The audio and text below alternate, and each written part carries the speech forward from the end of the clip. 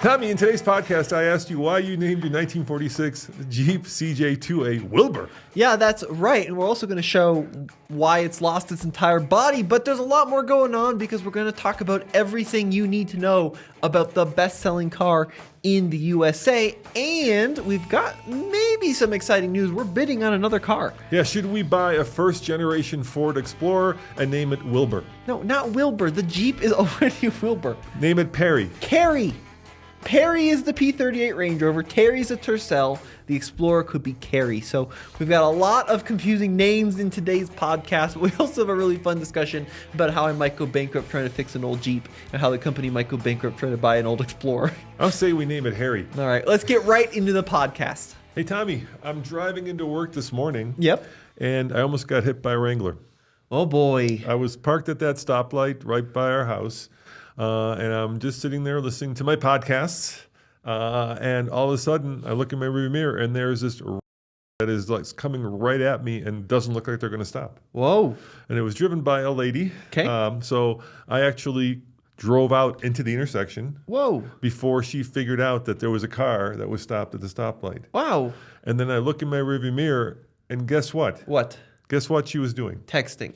She was not just texting, she was texting, vaping, and doing her makeup at the same time. Well, there's a lot going on. There's a lot going on. Busy person right there. Texting, vaping, and doing her eye makeup. So she was looking in the rearview mirror while she was looking down on her phone while she was vaping. Wow, okay. So eye makeup, texting, vaping, all at the same time. Well, would she have hit you if you were not moved? Yeah, she would hit me, yeah. And I would almost got hit because there was a bus coming the other way, and I drove into the middle of the intersection. Luckily, the bus stopped. Wow. I'm just thinking to myself, not only is this crazy, but is this something that like 20 years from now, your generation is going to look back upon and say like, remember the crazy stuff we used to do in cars? You think that that is something that is not going to happen anymore? You think people are going to realize just how dangerous that is? Or is it something that's just too human in us where we can't help but like, we're so addicted to, the phone. We're so addicted to looking good. We're so addicted to, in this case, I guess, nicotine that, we're putting ourselves and other people in danger. Yeah, well, I think what's your take on that? It's definitely going to get worse and worse and worse and You worse. think? Oh, yeah, for sure. Yeah. I mean, I think that, probably back in the 60s, people were also distracted, but they were distracted by other things, right? They were always smoking in cars, or they had 9 kids in the back with no seatbelts just wobbling around, right? There's always things that have distracted us.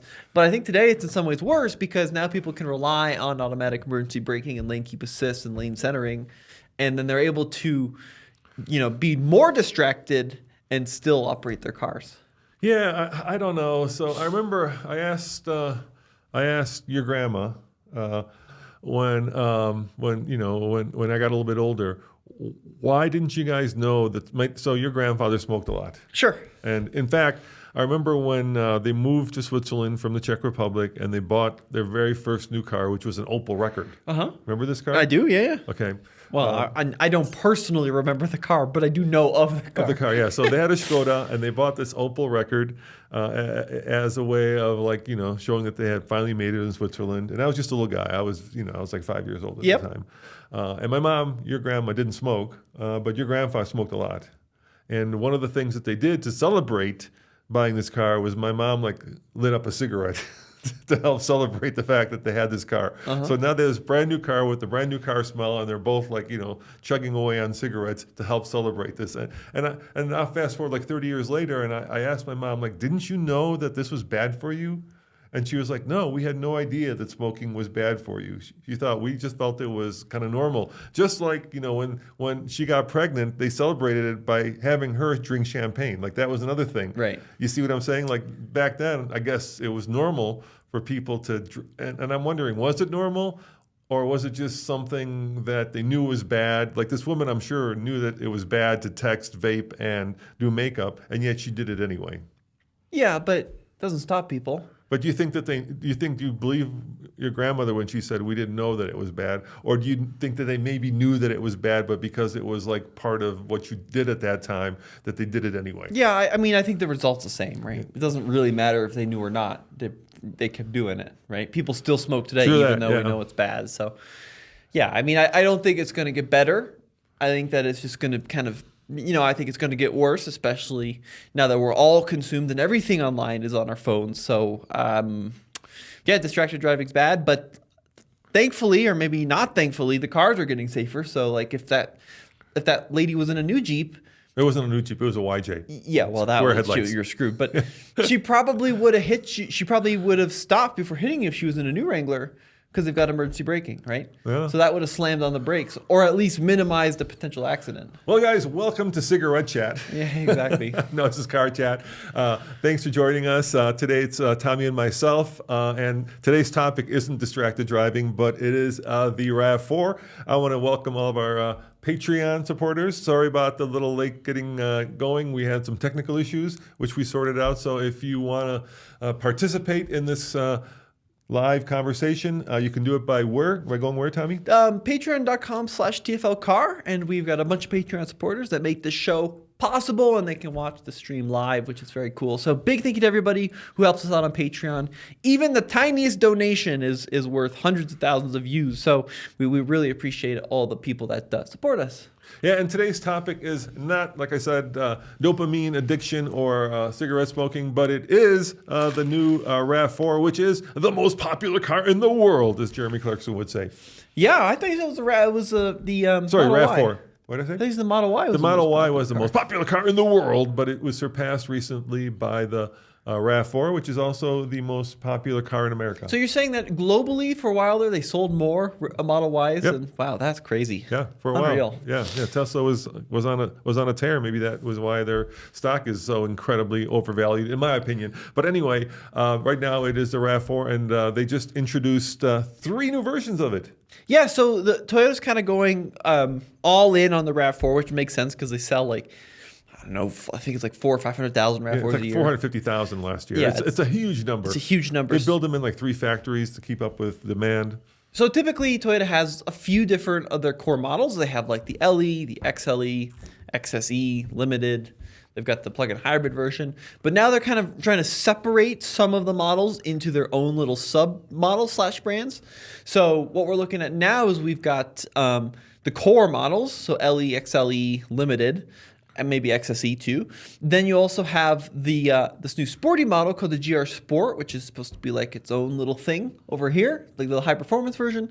And then you've got the Woodland, which is kind of the off-roady trim of the RAV4. So now we've got the core, the sport model, and the off-road model. So we've got a bunch of videos out. So Cole, if you can go to our off-road channel, let's start with the Woodster, as I like to call it, because I hate the Woodland. It used to be called the Adventure, which I thought was better.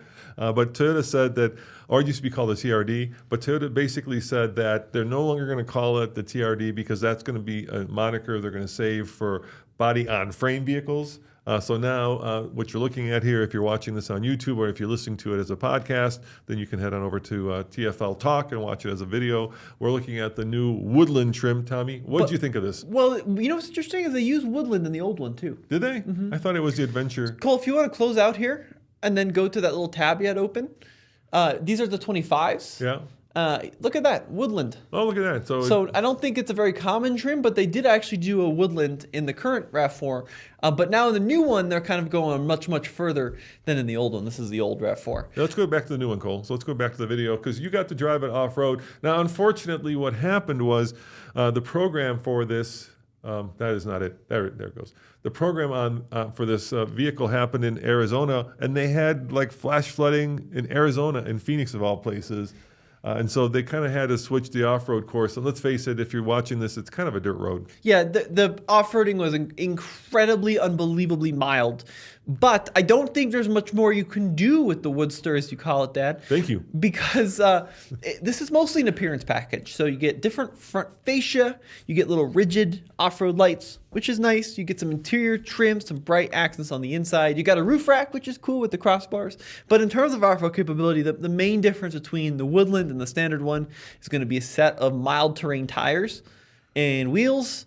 And I think that gives you a little bit of additional lift because they're a little taller. But apart from that, you know, it's not like you get underbody protection. You don't get skid plates. You don't get recovery points, right? It's a very, very mild appearance pack. And we might know why because we did a video earlier this week where in Japan, at least, they unveiled the new FJ, the Land Cruiser FJ, which kind of would compete with this if they actually end up selling it here in America. Except the FJ is a real off-roader because it's got a locking rear diff, it's got like real off-road credentials, so it's got the snorkel, it's got the rock rails, it's got a much more aggressive off-road approach. I just think there's no way they're bringing that to America. I'm saying if they did, I mean the way the current lineup of Toyota off-roaders works in America is you would start with the Woodland, the Woodster, then you'd go to the 4Runner in terms of money. Then with more money you get the Land Cruiser and eventually go to the Sequoia. Yep. And then if you wanted to actually get the real Land Cruiser, the 300 series, you'd have to go to the Lexus.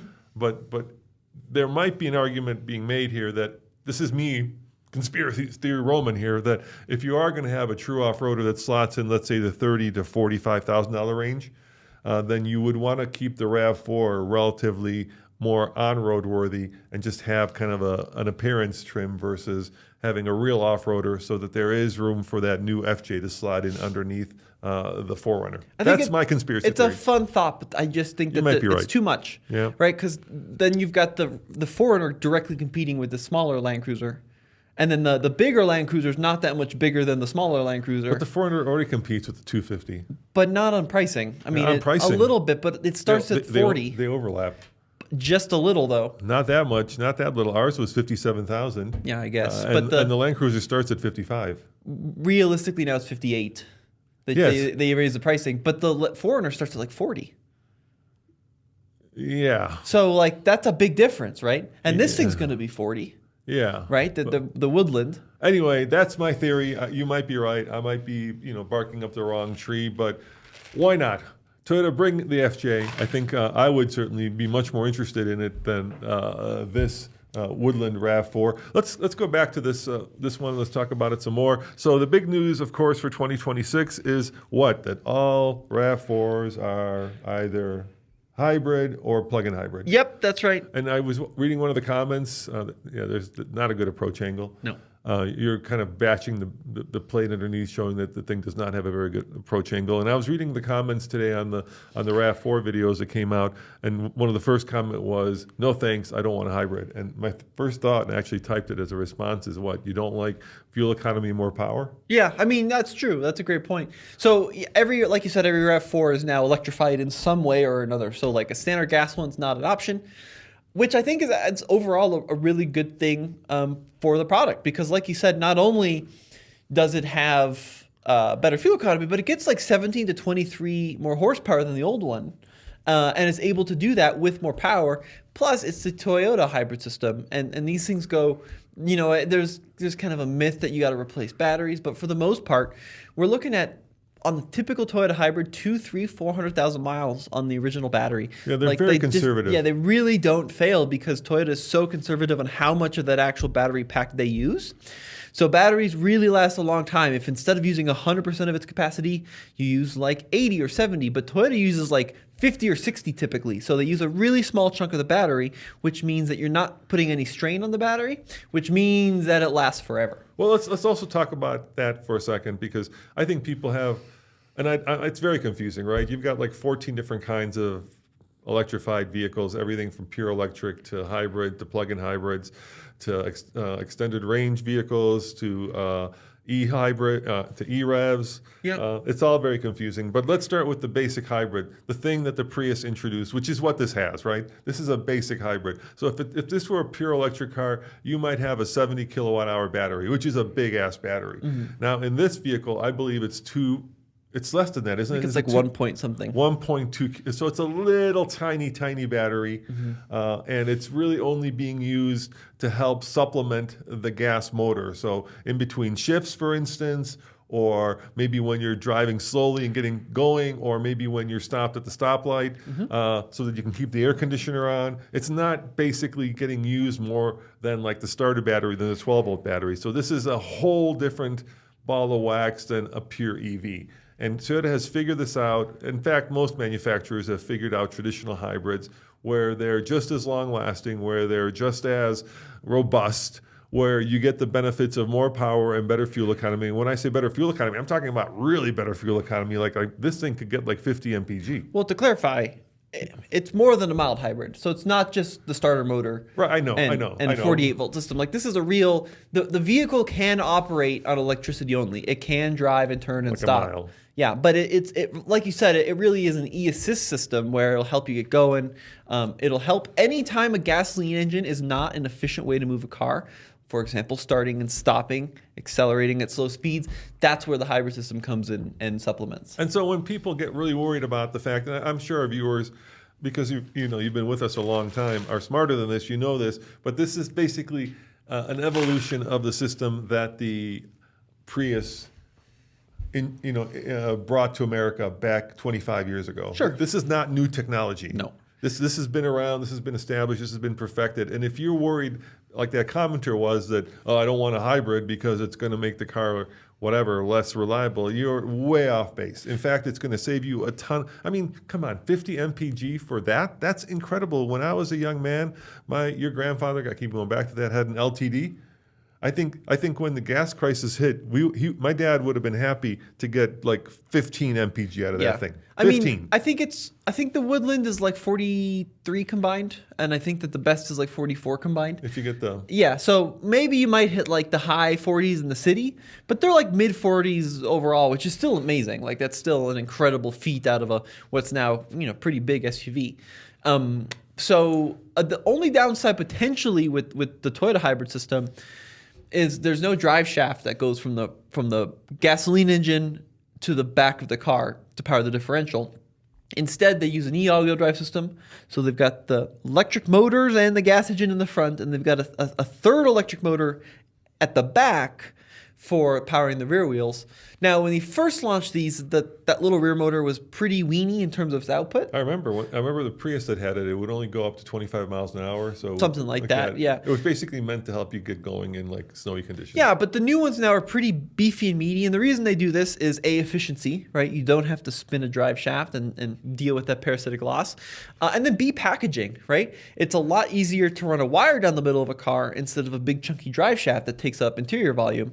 So I think for most people in this category, in this type of car, the e-all-wheel drive system is probably fine, but we're going to have to get it out to Colorado and put it on the rollers and see how it performs on their slip test, and then that'll give us a good idea of what the snow performance will be like. Let me be very clear. It's not something new either. The Lexus, the most popular Lexus, which sells a boat ton, the RX, has had that system now for like 2 generations. Oh, or more. I think like 05 or something. Yeah, so it's been around a long time. It's 20 years now. I mean, in your slip testing, we found that it's not as good as having a drive shaft, especially when you're talking about dedicated off-road use. But when you're on the road, I mean, think about it this way: you don't have all the parasitic loss of that rear drive shaft spinning, so you can turn that electric motor on the rear wheels only when you need it. Mm-hmm. Yeah. Yeah. So it makes a lot of sense to. What are some of the comments? Well, Tommy G on Patreon says the Woodland looks like the Rock Creek Rogue, not impressive at all. Yeah, that's a pretty good comparison. It's also very similar to like the CR-V Trail Sport. Yeah.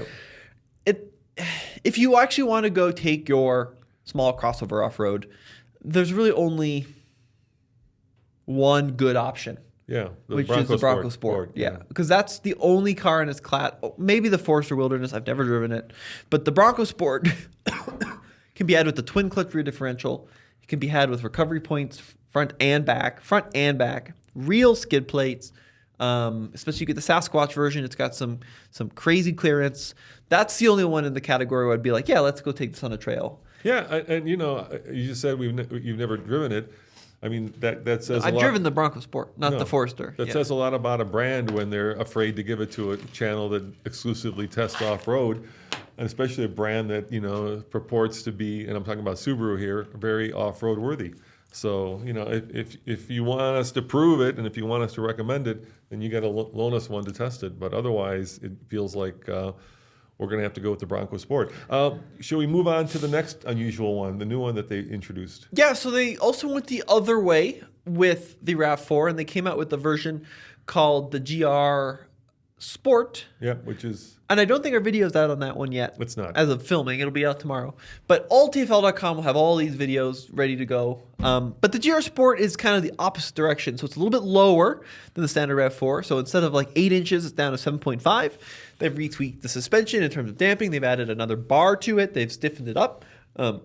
They've reduced a lot of weight in the wheels. I think like each wheel is 4.4 kilograms lighter than a standard RAV4. And then it's only available as a plug-in hybrid, and they give you all sorts of aero bits, right? So it's got the grill, it's got the splitter, it's got the big spoiler in the back. It's got summer tires, if I remember correctly. So this is kind of the performance option.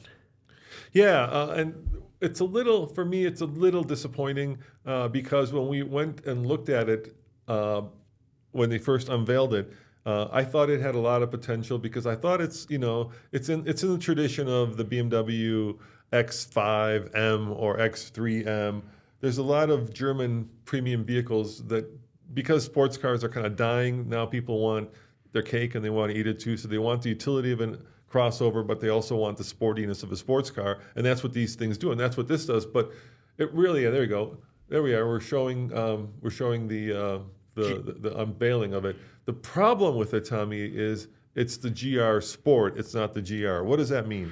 Well, yeah, it's kind of like an AMG line or an M Sport line. Yeah, there's no more horsepower. But it still has a lot of horsepower. 324. Yeah. Yeah. So this has got the plug-in hybrid system.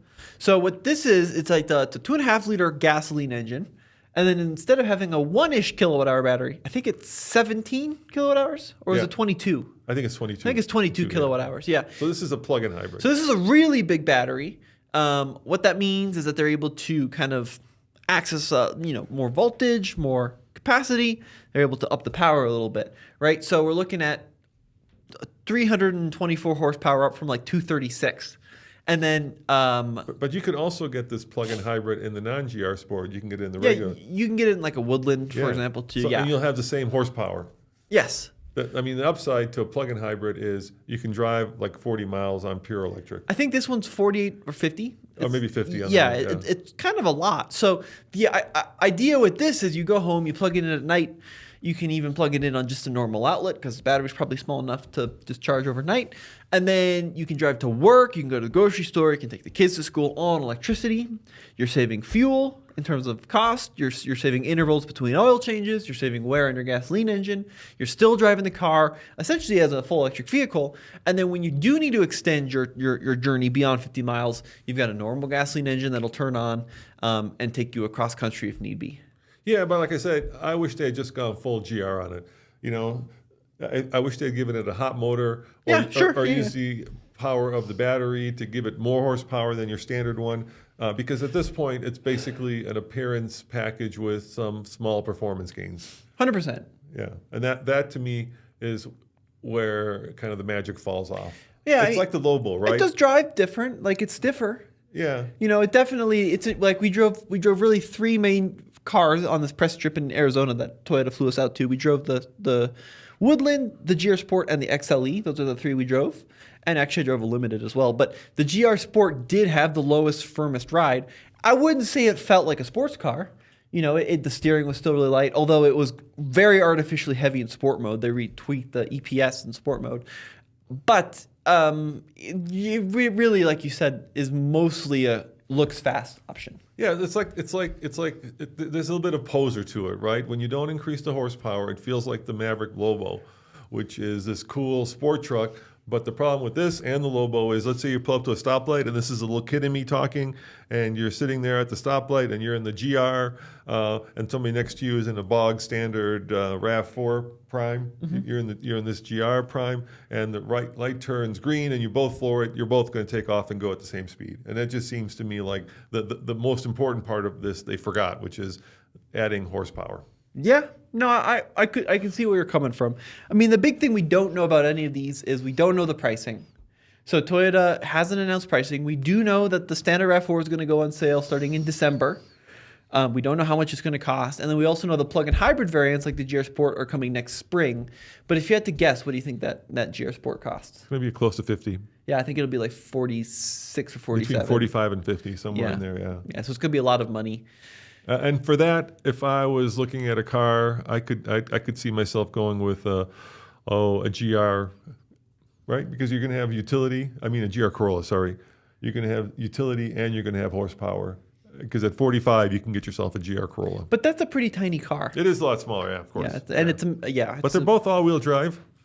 Yeah, they are, but like that's low to the ground. It's got a small trunk, right? The RAV4 is huge, right? It's a big car. And the silliest thing about it, by far, and we don't have video of this, is the exhaust. It's got these two little tiny exhausts poking out the bottom that you can barely see. It's the same as any other one. All right, shall we go to the last trim level, which is the most popular one? Yeah. So Cole, if you want to go to TFL Car on YouTube, we have a video on this one. So we drove the XLE, which is the volume seller. So of all the RAV4s, this is the one that you're most likely going to see on the road because it's your standard go-to family hauler. So it's got, the normal look to it. It's got a pretty normal interior.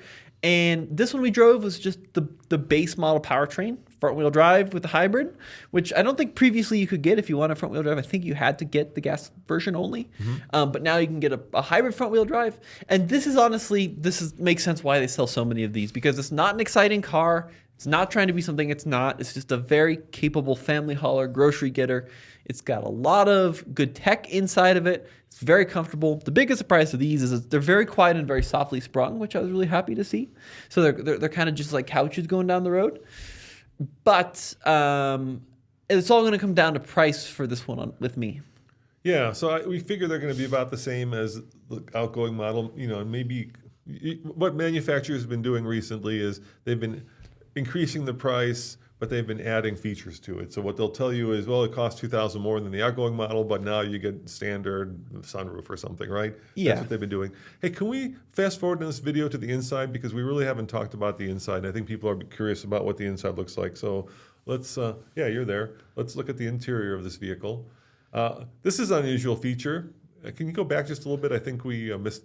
Yeah, watch what Tommy does here. So you want to describe what you're doing? Yeah, so there's a center console lid in these RAV4s that's padded on one side. And then if you push both buttons at the same time that pivoted open to the side, you can actually pull it out and replace it with this little firm plastic cubby. And that's like a place to store change or your phone or whatever. But then it also means you don't have any padding. So it's kind of a cool little party trick, but I don't think anyone is ever realistically going to use it because the cubby side, it's a big square. So unless you're trying to move like an iPad mini around without it sliding around, I don't know what else you really use it for because things are going to kind of roll around. And then it's very, very hard to put your elbow on. So I think the padded side is going to remain up always on these cars. I think giving the ability to take it out completely means it's going to stay in the garage or I'm going to lose it. That's what would happen if I owned a car at least. Yeah, 100%. Yeah. Let's talk about, you got bigger screen now. So this is the big, there's two screens, right? There's the one in front of the driver and there's the infotainment screen. It's bigger than the outgoing one. Yep. Yeah, if I remember right, it's like 14. I think you're exactly right. Yeah. Lots of wireless charging power. So the standard ones get 45 watts. For some reason, the plug-in hybrids only get 15, and I don't really understand why that is. And this is the super confusing part. There's two buttons basically for drive modes, depending on... Toyota does this in a lot of their vehicles where you have like an on-road drive mode and an off-road drive mode. And I'm like, why are you confusing people with two sets of drive modes? And when I mean two sets, like there's two buttons, so you can be on-road and then you can choose like from eco, sport, normal, and then you can be off-road and you can have like sand, snow, you know what I mean? Why not just combine them into one? Yeah, they should just put them into one mode, yeah, for sure. Because why you would want to be in sport and sand or whatever at the same time, I don't fully understand. But look, the interior on this car has gotten a little bit more chunky is how I would put it. So everything's kind of... I called it off-roady and you made fun of me. Well, because it's not off-roady. There's no transfer case here. It's just blocky, right? You get these kind of big cubes of plastic. So like the air vents are square. I like the shifter. The cup holders are square. The shifter has two different shifters. This is the mechanical shifter, but you can also get it with this little toggle thing if you get like a limited. Definitely get the standard shifter if you can.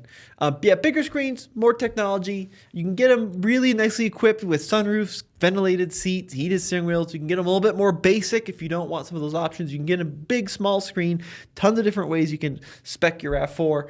But I mean, as a whole, I think that the interior is, the whole car is not dramatically different than the old one. Well, let's ask Cole. Cole, you've got a RAV4. What do you think? He's got a mic there now. He didn't turn it on? Didn't turn your mic on? Turn your mic on. You've been watching this video. You've got the previous generation, not the current one, the one before this. What do you think? Do you like it? I'll keep my $10,000 RAV4. There you go. Double the power. Wise words. Because he's got the V6. Double the power. Double the power. You, my friend, have 269. It's not quite double. But he's got more cylinders. Yes, he does have more cylinders. 50% more cylinders, actually. Have you been happy with your RAV4? Love it. Yeah. People that have RAV4s That's love why it. it's the world's best-selling car. Both Cole and Mary have the same light blue RAV4. Maybe Cole is a little bit less dented Is than yours a Mary's. V6 too? Yeah, oh yeah. They both have V6s. Yeah, both high performance units for sure. The new plug-in hybrid though is actually quite a bit faster than Cole's, unfortunately for Cole. Yeah, and size-wise, it's about the same actually as a current one. So the wheelbase is exactly the same. Yeah. And I think that the length is exactly the same, except for the GR Sport and the Woodland are like an inch or two longer because of the front fascias. Cargo space is a little bit down compared to CRV or Rogue. Backseat space, very, very adequate. I mean, look, the problem is that once you start selling 450,000 of anything, you don't want to change it that much. Yeah, true that. Because you don't want to upset the people that have already bought the car and could be in line for buying a new one. So they changed the styling, they changed the screens and the technology a little bit, but they gave it a little bit more power, they gave it a little bit more fuel efficiency, but it's not like a total revamp of what a RAV4 is. Yeah, I mean, it is a new generation, but this is always the same, right? When the car is a bestseller, it's always going to be evolutionary, never revolutionary. And so there's nothing there I could point to, like in a Tesla, where you have fart mode or you have something that's very... There's no fart mode in the RAV4. There's no fart mode. Yeah, the Japanese probably wouldn't do fart mode. Yeah. But there's nothing there that I'd be like, oh, wow, I've never seen this before. It does have one thing which is unusual. What's that? It has an eco cruise control. Tell me about it. I don't know what that is. Pretty interesting. It's got 3 different cruise control settings. Yeah. If you get... Well, they actually all have adaptive cruise control. It comes standard. So you get normal cruise control, which is you turn it on and it will just maintain 55 no matter what. So like if the car in front of you slows down, too bad, you're running into it. You've got adaptive cruise control, which we all know now, where it'll slow down and speed up relative to traffic. Yep. And then you've got eco-adaptive cruise control. Okay, and what does that mean? Well, what that does is it slows down and speeds up gently relative to traffic to try to use less gas. So people can just jump in front of you. Exactly right. Yeah. If you're an aggressive driver, eco cruise control is probably not a good option for you. Can you read those comments? I don't have my glasses on. Yeah, for sure. Tad P says, give it the full GR treatment. Give it a 1.5 cylinder hybrid electric turbo rotary. That's a lot going on there. There's a lot going on there. He said, all kidding aside, it actually looks pretty cool for a crossover.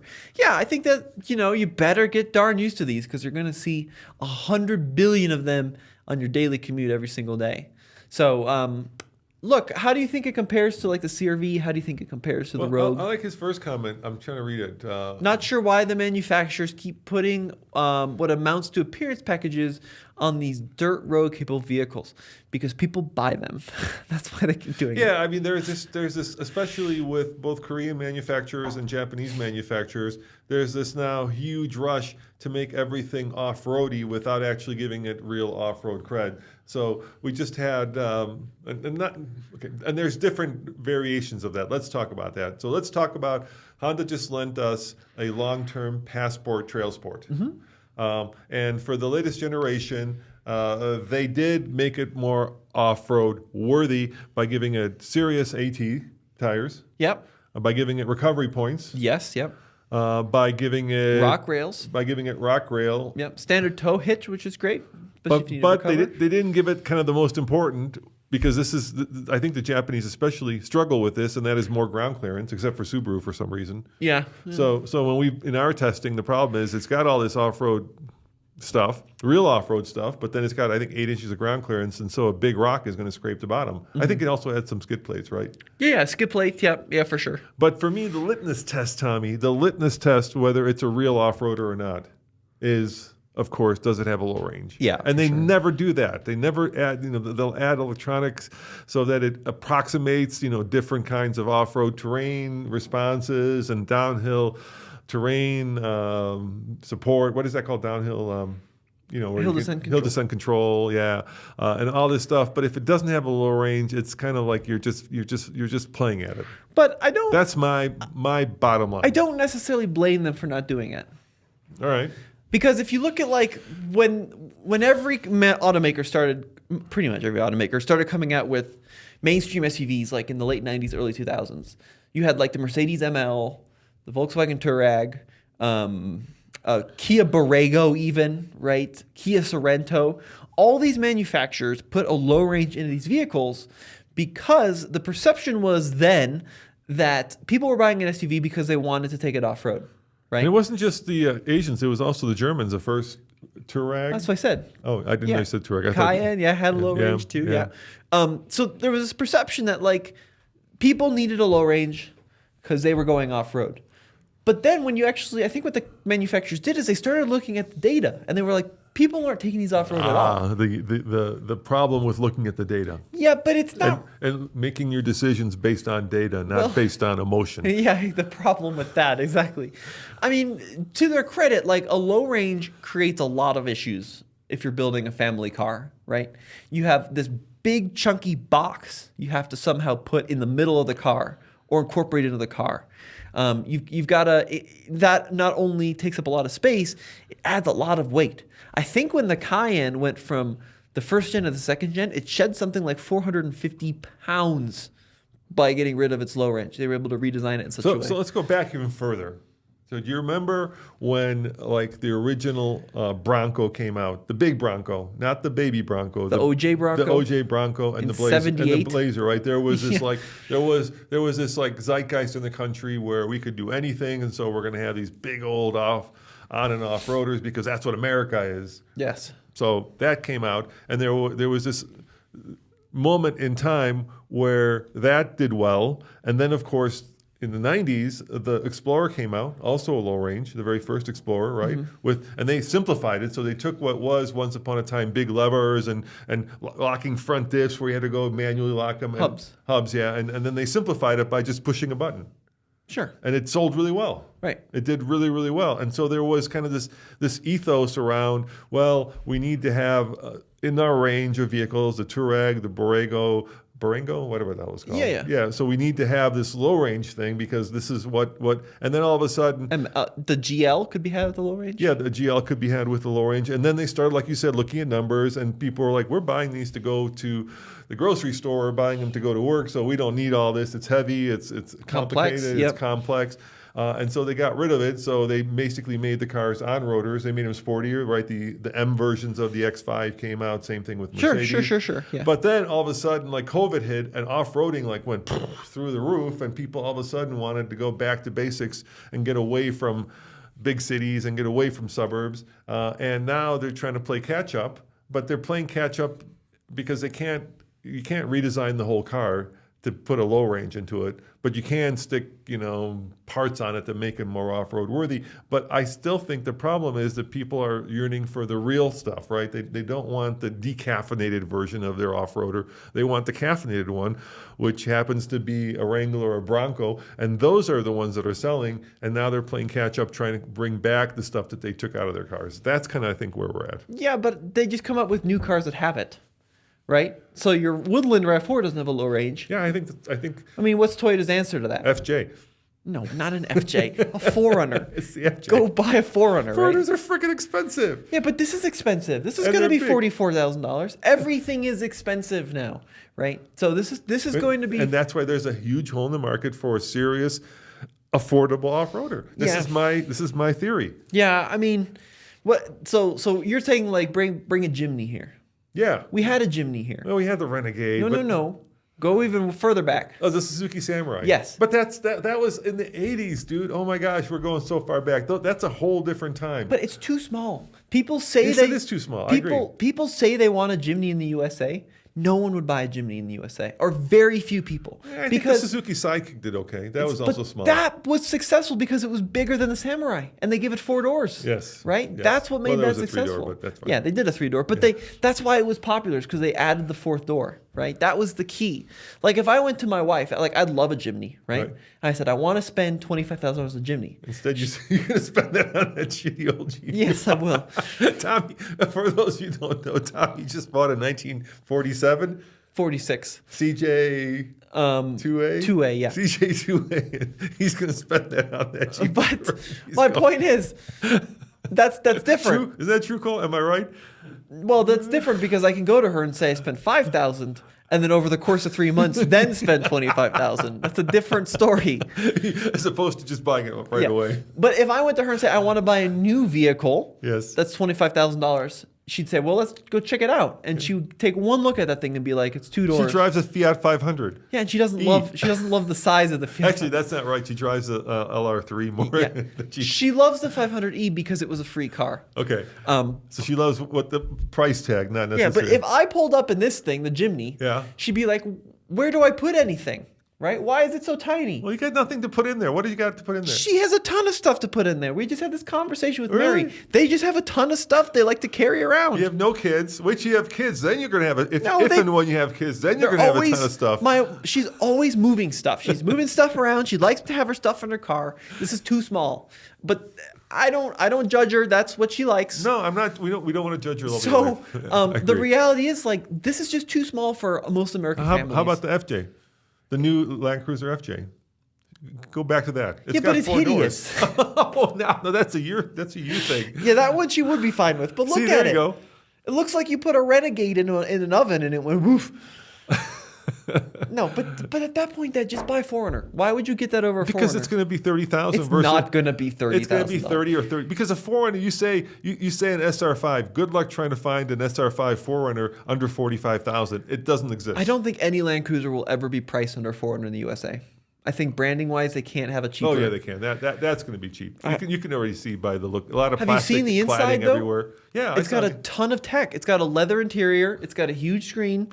If you've got a locking differential and a low range in a Toyota product, it's going to be $45,000. I don't know about that. Well, first of all, especially if you buy the scooter with it. Yeah, the scooter. Yeah. Let's see. They have a picture. If you keep scrolling, Cole, this is on the.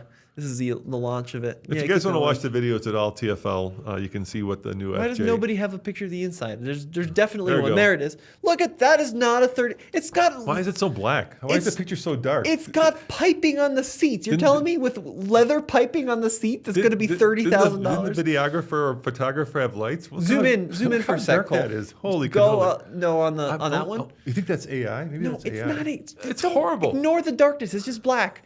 Zoom in by the shifter. Okay. It's got ventilated seats. You're telling me that's going to be $30,000 with ventilated seats? That's a luxury interior. Dad. Come on, you know better than this. This is the one that they unveil, which is, of course, the most expensive, the nicest one. There will be one that will have cloth seats. Sure. There will be one that won't have all the bells and whistles with cheaper plastics, and that one will be $35,000 if they bring it to America, which I'm not sure they will. It's got a 200-inch screen in the car. You're looking at the most expensive version, which is the one they unveiled. That's normal. Yeah, I think that's going to be $45,000. I think the problem is, this is another issue where we're at. I think the real problem is with the 4Runner, they've just priced themselves out of the market. They're so freaking expensive now. They're selling, though. I see them everywhere. Yeah, they are selling. I think people are taking like 20-year loans or something to get them. I mean, when we cut that check for $57,000, I almost, gasped. Sure. And that was just because, we're doing this as a business. But if it was me buying it personally, I would be like, whew. But I mean, that's every car. The average new car price now is $50,000. We have a $53,000 Golf in our garage. The Golf R. That's the new reality of the world. Tad P has a new comment. He likes it. He says, as an FJ Cruiser owner, I think he is an FJ Cruiser, this new FJ looks like a worthy successor. There you go. Yeah, you hate it for some reason. Because it's hideous. It looks like it's made out of Legos. We had this conversation in the video, and you were just so opposed to it. I think it's kind of cool. All right. I'll go in with an open mind here, but look at the proportion of it, Dad. Why is the front end 17 feet long? Big engine? You think that's a good-looking car? Maybe it's got a 12-cylinder to the front. It's got a 2.7-liter 4-cylinder. 12-cylinder. Look at that. The back is cool. Look at the back. The back is really cool. cool. Yeah. It looks like a mobility device. It looks like that thing they had that throwing around Vegas where it's self-propelled. The back is cool. With anyway, no driver. If this comes to the U.S., I will be astonished but pleasantly surprised. Go back to that picture.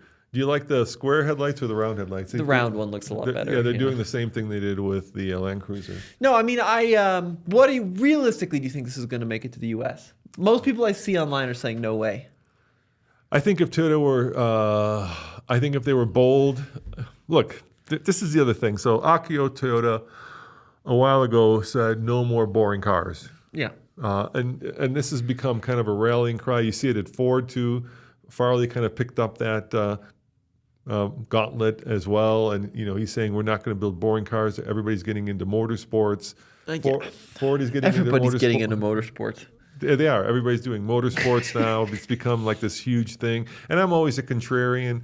And so I'm always going to be on the side of, they say one thing, but at the end of the day, Toyota sells a boat ton of RAV4s that aren't this, right? That are just the basic run-of-the-mill. Yeah, 100%. A ton of Corollas that are the basic, a ton of Camrys. So you could be the CEO or the chairman of the board, and you could be like, no more boring cars. But, dude, if I walk into most dealerships, I'll give you an example of this. I'm driving by here in Boulder, the Volkswagen dealership is right next to the Jeep dealership. Mm-hmm. I'm driving by the Volkswagen dealership, and I'm going down the row, and it's black, silver, yeah. white, black, silver, but gray car. A green ID Buzz or an orange ID there's Buzz. some that aren't selling in the back.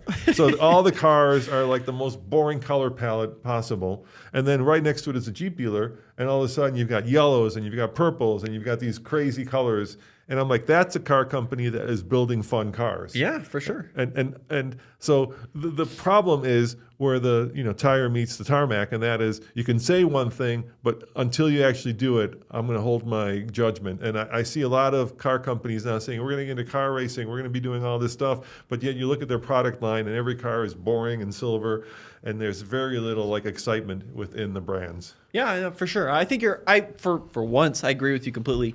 I think the companies say they want to make no more boring cars, but people buy boring cars. Yeah, people buy boring cars because at the end of the day, when you go to the dealership and there's a non-boring car that costs 20% more than the boring car, you kind of reassess your priorities. You're like, well, I'd rather spend that money on a vacation than on having this fancy wheel or tire package. 100%. There is one thing I want to talk about before we close out this podcast. Yeah, we got some time. Go to the Peak Auto Auctions website here, Cole. See what our podcast people think about this. So there's this car. No, don't show them the car we want to buy. I do, but it's a podcast. 7 people are watching this right now. All right, you can. Yeah, all right. Go to it. Go to the donated auctions. All right, we want to buy this car. This is some real interest, but I want to see if anybody thinks this is going to be interesting or if this is really dumb. So I think this is kind of a hidden gem. So this is a Ford Explorer. Yeah. First generation, 1992. And this thing has 92,000 miles. It's a 2-door automatic. A real low range. Oh, it's got some rust on the front bumper. I saw notice. that. Yeah, in the corner there, it's got a little bit of rust. Yeah, right there. Interesting. But it's genuinely a very, very clean car. So I'd love to know people's opinion. You have to take your call. I have to. Can you keep talking? Sure, I'll be right back. Sorry. If anybody would be interested in this, I think that there's kind of an undercurrent of interest around these first-gen Explorers because you used to see these cars absolutely everywhere, and then they've just disappeared off the face of the planet because they rusted out, they got rotted out, they got used up. But I do kind of think that some people might be interested in this. Our producer Zach loves this thing. He actually used to own one of these back in the day. So it's a really clean first-gen Explorer. I think if we can get it for $2,000, $2,500, it might be worth it. And then do a little series and move it on. Yeah, now people are going to bid on it and bid us up. There's 3 people watching. Tad P, don't bid us up, please. What are you saying, Tad? Should we buy this car? Is he making any comments on this? Let's see if there's any interest in this thing. I guess it depends on how much the thing ends up going for. Yeah, what's your top dollar on the Explorer? $1,000. $1,000? Yeah, it's already $850. Yeah, no way to go for $1,000. There's also a cool Cole, go back to the auction. There's also a cool Jeep. Yeah, let's see if we can find that Jeep. If you go back. This if you're looking for an expensive Jeep, this would be it's yellow, so it's easy to find, Cole. Mm-hmm. It'll pop. It's a bright yellow 2008 JK. There it is. Yeah. So how much is it going for already? $8,100. It's a good Jeep. I think it's going to go for 12 to 15. So it's a Ruby, so Rubicon. It's built well. So second year JK, I think they came out in 07. Probably got 35s on it, but new tires. This is a donated car. Most of these cars are donated only cars. 42,000 miles. Yeah, it's got bumpers. It's got racks on it. It's got a worn winch. Yeah.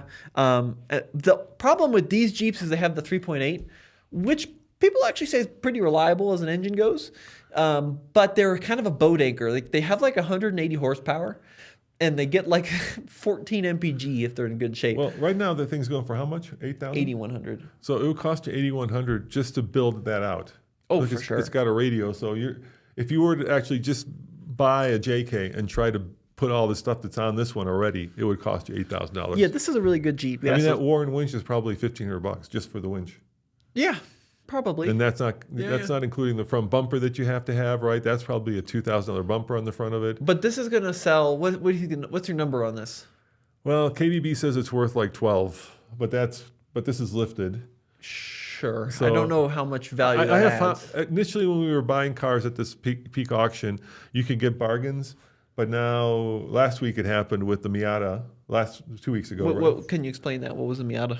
So there was a really clean one-owner Miata for sale. NA generation, first generation, and those are worth like $8,000. And this thing sold for like $7,000. But they're also asking, what is it, 20%?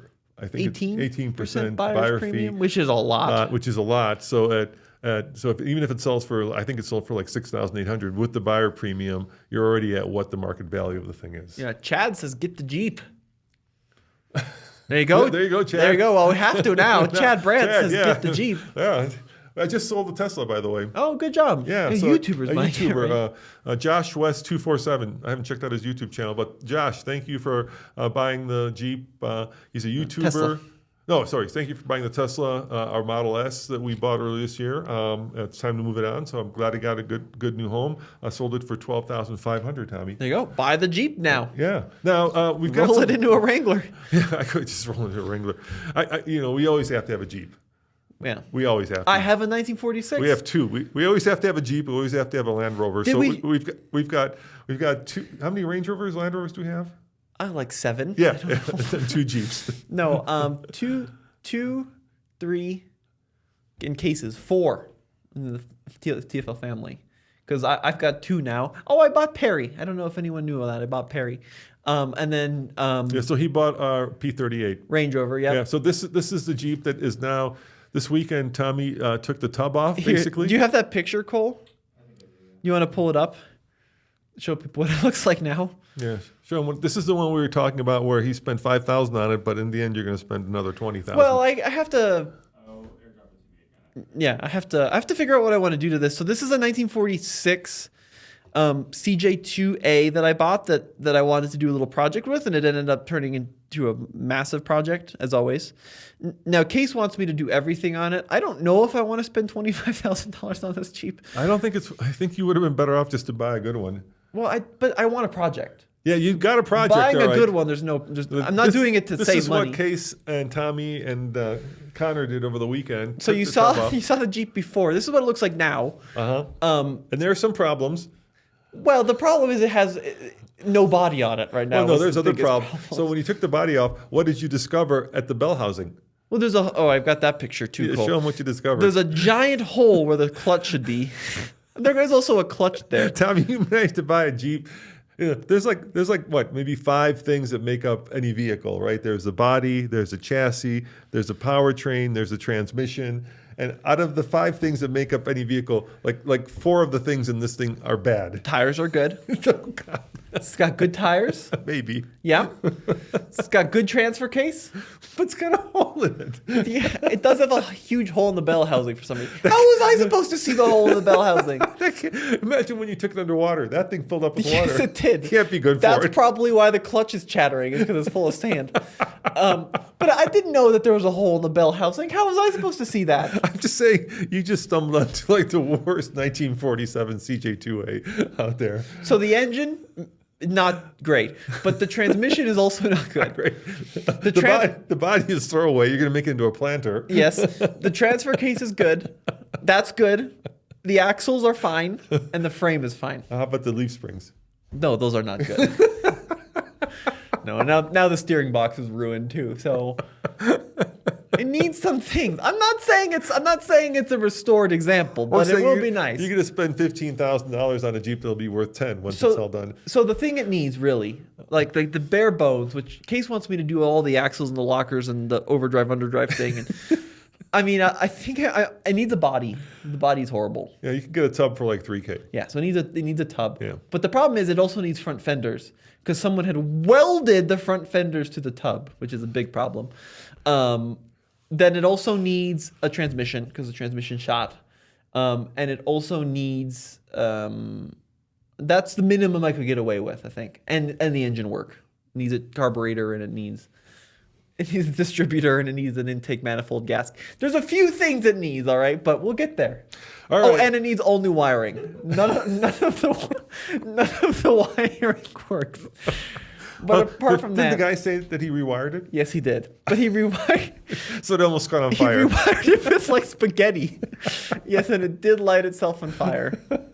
Yeah, it has already lit itself on fire once. Yeah. So on the podcast last time.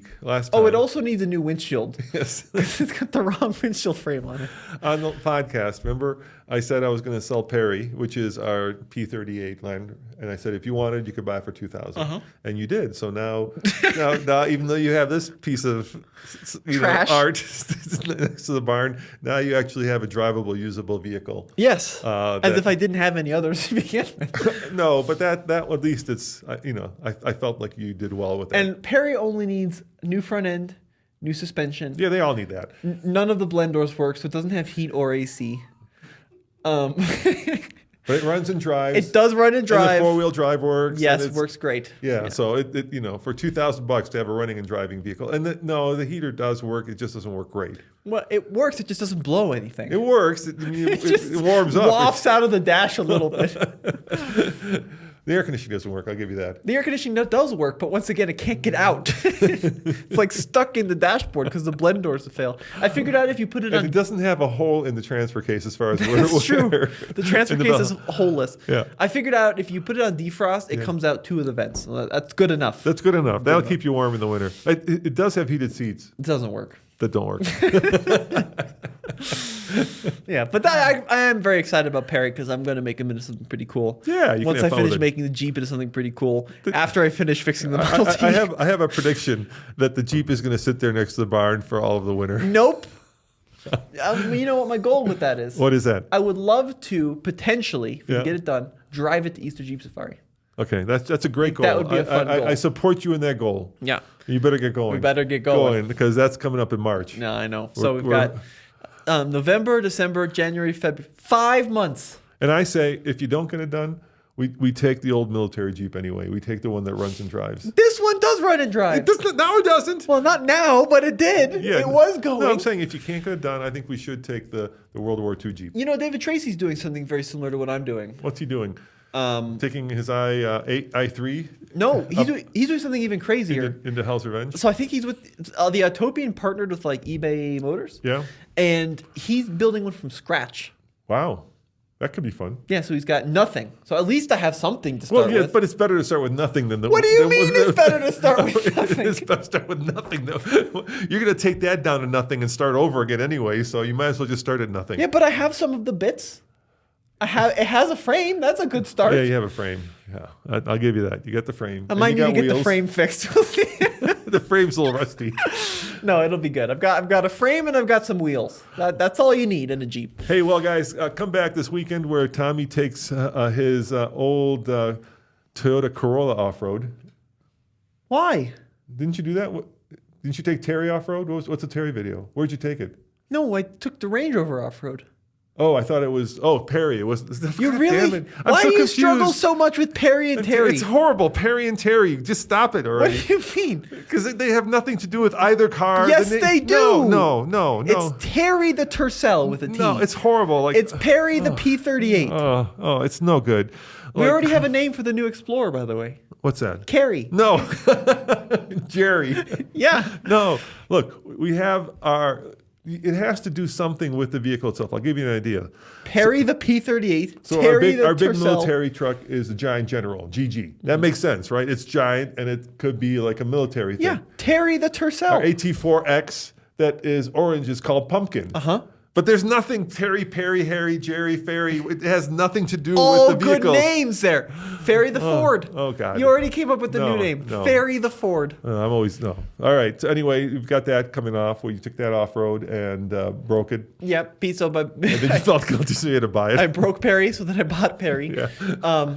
No, I mean the bumper on Perry is not looking so hot right now. Any more comments before we got a bunch of comments coming in. Yeah, people like the Jeep idea. Jonathan says fixing it up will make a good series. It'll be a learning experience. They Jonathan- believe in me. They said I can fix it. Anybody want to up their monthly? Yeah, really. to help pay for. This is the problem, though. Inherently, I applaud you for doing it, Tommy, because what you're doing is you're learning and you're doing something that's fun and you're doing something that's hard to do, which is you're taking something that is old and broken and you're making it new and usable, with the added kind of salt in the wound that you're going to spend more money than you'll ever get back. Sure. Because like I said, you'll spend $15K on a vehicle that'll be worth 10. Yeah. Maybe. Yeah, and I applaud that. So I wish you get it done, but I just don't want that much pressure on you. So if you can't get it done, then we can take the old military. Yeah, I know, but I think it would be a good challenge to have a deadline. But there are some expensive parts, like the steering box is ruined, and that's like $500 to get a new steering box.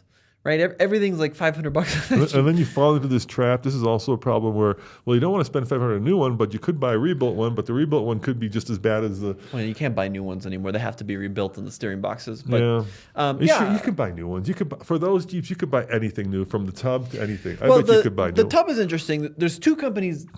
There's a few other companies, but they kind of just rebrand the companies. So there's two companies that build tubs for these Jeeps.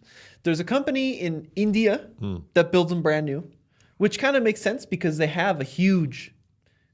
So in India, there's a company called Mahindra, right? Big company, which bought the rights to essentially my Jeep, the Willys Jeep, a long time ago, and then they kept building them. And to this day, they still build a version of it called the Thar. You want to look up a Mahindra Thar, Thar.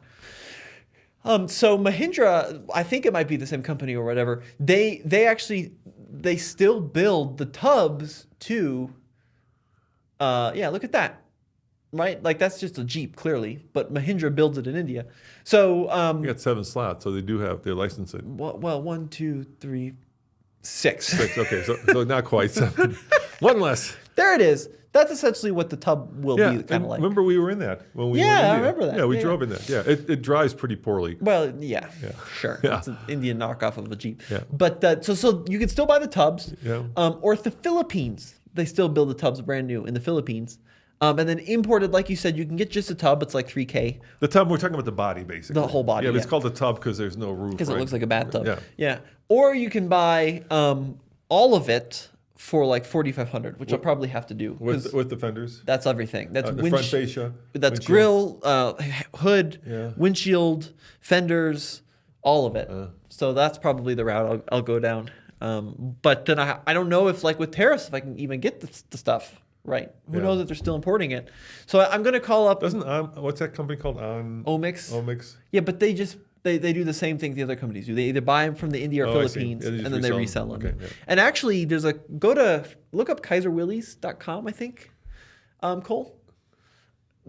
So this is pretty cool. I think they might be in Pennsylvania. There it is. So look, like you can see that's kind of what the tubs look like. Do you see that red one? Yeah, not a sponsor. Not a sponsor. No. Hey, if you want to sponsor Tommy's project. If the three of you watching right now happen to work for Kaiser Willys Jeep. Yeah, if you want to sponsor it, we're going to call it Jerry. No, it's not Jerry. It's got a name already. What's it? Wilbur. For fuck's sake. Its name is Wilbur. Wilbur the Jeep. You're never going to get a sponsorship for Wilbur. Come on, do better What's than that. wrong with Wilbur? Oh, just remember Tube Sock when what's his name did it? Yes. That was a great name. Why is Wilbur You're just a bad you're name? just picking the weirdest names and naming it. It has nothing to do with the thing. What do you mean weirdest Wilbur, names? wasn't that the talking horse? Wasn't there a talking Wilbur or something back in the 60s? What was the name of the talking horse back in the 60s? Did you Cole, watch help that me series? out. There was a. You want to look up Wilbur the talking horse? I don't know. It wasn't Wilbur. It was some. Just look up talking horse, like comedy series. What was that horse's name? Mr. Ed. That Mr. Ed. How is that similar to Wilbur at all? Mr. Ed. That was the horse's What name. year is this? 1961? Yeah, Mr. Ed. This is what you're doing. You're just coming up with names that have nothing to do. Who would have thought that a talking horse is Mr. Ed? And did you remember it? Because there was a good song. A horse is a horse, of course, unless it's Mr. Ed. 65 years ago, you still remember the name of the horse. Because of do you have a jingle? A jingle? I'll come up with the for jingle. Wilbur. Come up with it now. I can't come up with it now. I need a piano. Do you have a piano? And there's got to be a jingle. You don't know how to play the piano, so you don't need a piano. It doesn't matter. That is a problem. But I will learn the piano, and then I'll come You up want with to try a to come jingle. up with a jingle on a clarinet? Yeah. Maybe I will. For Wilbur. You remember Wilbur now, won't you? No. There you go. Mr. Ed, Wilbur. What rhymes with Wilbur?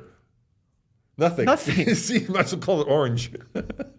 Anyway, guys, let us know what you think of my crazy Jeep product and also what you think of the new RAV4. Yes. Thank you for joining us for another hour of TFL car chat. Yep. Not dopamine chat or cigarette chat. Yes, that's right. And as always, where should they go if they want to watch all these videos, Tommy? AllTFL.com, the place to go. Or if you want to watch the podcast live and support the team, Yeah. Patreon.com/TFL. And we're working. I've asked Cole to work on. What we want to do is have you guys actually not just type, but actually be able to call in and talk to us direct. So we're working on a way for you guys to be able to do that, so that we can have a conversation, which I think would be super fun. And we'd love to get you actually part of the show beyond just your comments. So hopefully we can figure that out. I mean, there's another way you could do it. I could just give up my phone number and they could call in. And That would be one way to do it. that would be one way to do it for sure. And then I could just hold up the phone to the mic. Yep. I'm not sure that would. No, I'm not sure that would work. That would work. It just might be bad for my phone number. All right, guys, eventually. let us know what you think. All right, we'll see you guys next time. Ciao. Bye.